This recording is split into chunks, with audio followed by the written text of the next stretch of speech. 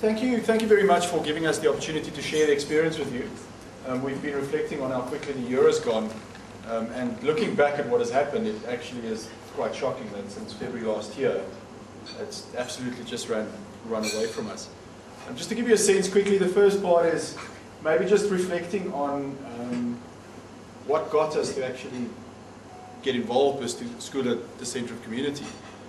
From there go into a school context, to give you a sense of Mayibuye Primary, what we've done there, and then finally actually closing with what lies ahead for us in the next year, as well as what personal value we got out of our involvement in the program. So for me, I think, having experienced some of the privileges of a good education, you sort of look back at it and you have to make a decision: do I stay in South Africa and contribute, or do I, leave and go and apply whatever you got here elsewhere? My decision was to stay in South Africa, and I realized that we need a healthy workforce that is educated, and I'm not a medical professional, so it's pretty much impossible for me to contribute in that field. So my eyes turned towards education and contributing there. And I was obviously then looking for a place where my energy and my input can be applied quite widely. So hence then the Symphonia program, which pairs business leaders up with principals, and through that affecting quite a wide group of people. So not only the children and the teachers, but also the wider community, and that really got me excited about that. Okay, thank you very much. David has said a mouthful. I don't know where to start, but I will say I got attracted to Symphonia because of the name Symphonia. And then I was asked why am I part of the group, and I said, no, because probably when I joined Symphonia, I learned to sing, and I learned to teach how to sing, and we can all play together the music. And then I said, look, maybe if I go back to school, we'll be able to play together different instruments, but achieving the same goal. Harmonies, and at the same time, people also enjoying themselves. Because we are a stressful nation. We just rushing, but then we've got this classical music orchestra, because we don't often play it as black people, unless then you become a musician, then you get a sense of, no, if I want to become a jazz musician, I need to play classical music. But in any way, we traveled together with Dewald. It was very difficult. What I liked about our partnership, he came to our school, and then he never judged our school, because it's just, informal settlement. All this, the shacks. But ours is mobile classes. Then, so cluster of classes, a lot of corners, a lot of children, and then sometimes people, when they visit our school, they get discouraged. How do you work here? But I think through Symphonia, because also I was attracted by the word partners for possibilities, I said, no, I want a partner that will make my life at our school possible. So we then eventually started working, and I was really motivated every time you come. And with the energy that he had, I was able to say, look, because you don't really judge us, and you're also looking forward to be working with us, I'm on board with you, we're going to work together. So we had a lot of, let me just go back to the school context. We've got, currently this year, we've got 1,799 children, and the classes are bursting to the seams. And in each class you'll find 60 learners. There's no space for the teacher to maneuver. Eventually we had to ask for the church to maybe, it's also a corrugated iron structure so that they can accommodate us. And then we also have the staff that we have is 45 teachers and 10 PS staff. And the children that we are servicing in that community are from the indigent community. A lot of people are not working. They rely on grants, child grants. At the same time, they've erected a lot of shacks around their yard. The driveway is used as a dwelling. They put the shacks on the driveway. So they've told themselves they're not going to buy any car. And then backyard, then they've got a lot of shacks. We find that in one household you might have 3 or even 7 shacks. Just like if you know Orlando, because now they started saying they must cut down on the number of shacks. But anyway, we are surviving, people are positive, we are happy. And another thing, what we like about that community is from Limpopo, KZN, and Eastern Cape. They still have that sense of rural mentality, you know, down to earth, humble, and the language. If you want to, still want to learn, because most of us in the urban area are no longer speaking proper Zulu or proper Xhosa or Sepedi.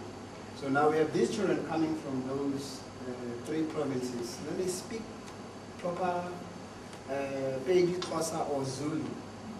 Unfortunately, they also have the teachers that are coming from those provinces. And, are you pressing anything? Yeah. Oh!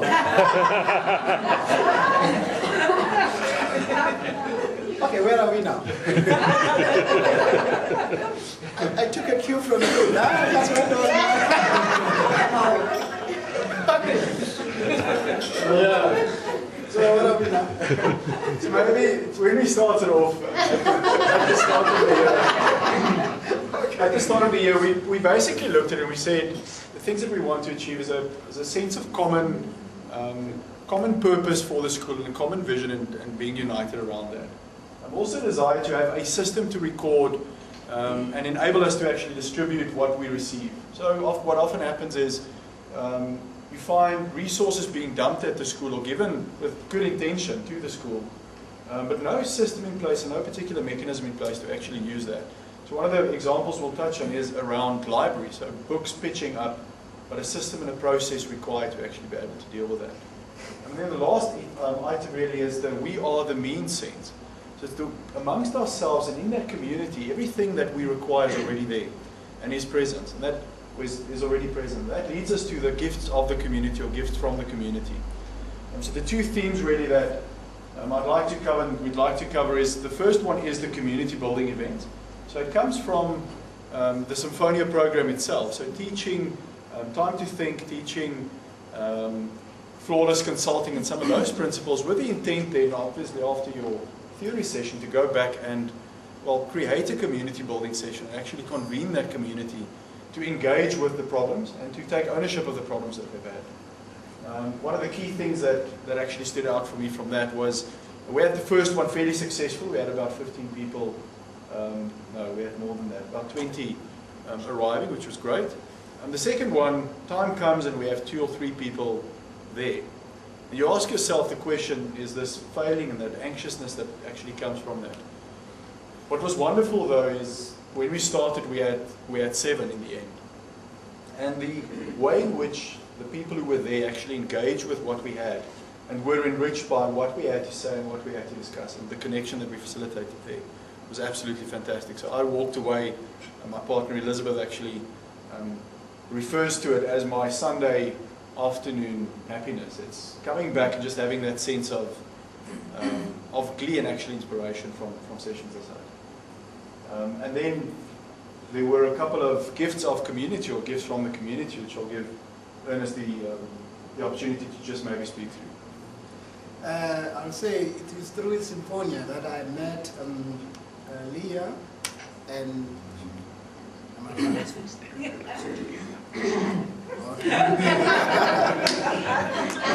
Leah and Paula, because we were part of the first group when we introduced Symphonia.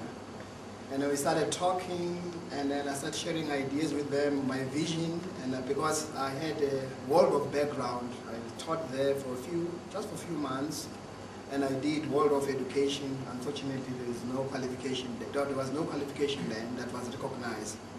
Then I said, look, because I'm now in the government school, probably let's have some kind of handwork.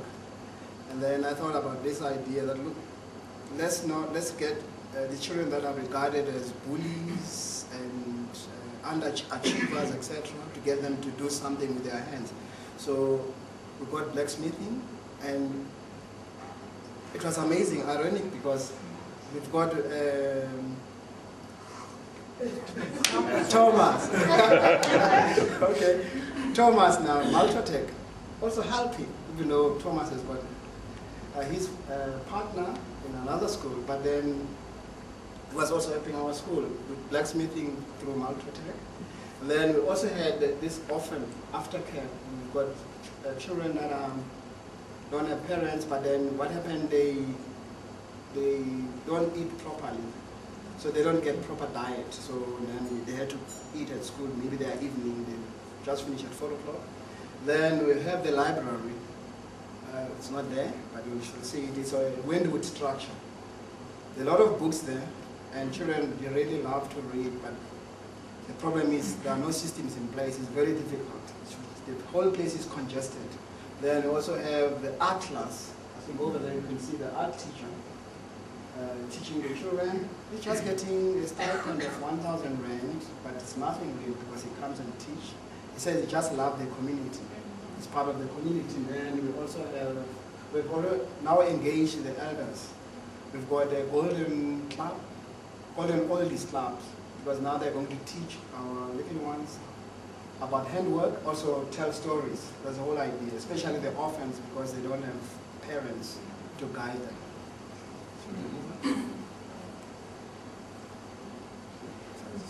So if we consider the vision that we have for the school, and it's fairly quickly coined, but a top-performing school despite its environment and context, we may be slightly far away from achieving that, so there's a bit of a road ahead for us. The work that lies ahead for the two of us and the community that we're in is around creating a sense of community for the core leadership team, to take ownership of that vision and expand that, take that to the SGB and to the broader community to actually enable that. What I thought maybe apt to close up our 10 minutes, since we have 30 seconds left, it's just a very brief reflection on sort of the personal value that I got from the program. It's amazing for me to see that the problems that we have in our business lives and our leadership positions there is actually shared almost exactly in the school context with significantly more complexity, lots more dynamics that can't be controlled. What inspires me is walking in and having sessions with Ernest and actually experiencing, well, his smile, which you've seen today, which he whips up every single time that he has an opportunity to. So he's a little bit of a rubber ball, and that really gets me going. So despite of all of that complexity, he's just always there, always ready to tackle the next challenge, and that inspires me. So thank you very much. Thank you for Symphonia for the opportunity. Thank you so much. We'll sorely miss this debriefing session, because I now started saying Symphonia Core, was it called? COP, Community Practices, yes. Yes, for me it was a debriefing session, because we'll come out of school depressed because a child did that, a child did that. And then when you go there and start listening to people, then you say, no, I've been attending a counseling session. You go home, and then you're so happy, you think about what people were saying in that community. It's very good. I wish it can just carry on. It was a good support system for us as principals of schools. Thank you so much for listening to us. I think we're done. Thank you.